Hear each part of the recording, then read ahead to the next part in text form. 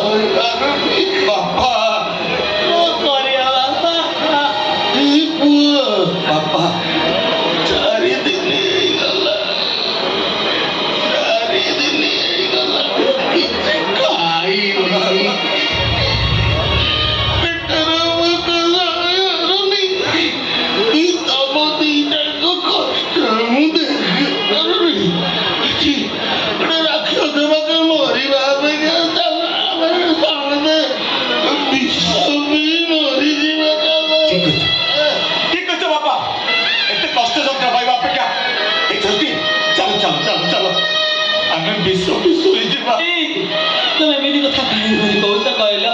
ତମେ କ'ଣ ଶ୍ରବଣ କୁମାର ଠାରୁ ବେଶୀ କଷ୍ଟ କରୁଛ? ଶ୍ରବଣ କୁମାର ପରା ନିଜ ଅନ୍ଧ ମାତା ପିତାକୁ କାନ୍ଧରେ ବୋହି ନେଇ ତୀର୍ଥ ଯାଇଥିଲେ। ତମେ କ'ଣ ତମ ବାପାଙ୍କ ପାଇଁ ମୁଠାଏ କୋଉଠୁ ଖାଇବା ଯୋଗାଡ଼ କରିପାରିବ? ସବୁ କଥା ବୁଝୁଥିଲ ଚୈତି। 4 ଦିନ ହେଲା ବାପା କିଛି ଖାଇନାହାନ୍ତି। ବାପାଙ୍କ କଷ୍ଟ ସହି ହଉନି କି ନିଜ ଦୁଃଖ କଣ କହିବି? ତୁ କହୁନୁ, ତୁ କହ। ଏଇ ମୁଁ କ'ଣ କହୁଥିଲି କହିଲ? ଆଜି ଅକ୍ଷୟ ତୃତୀୟା ନା?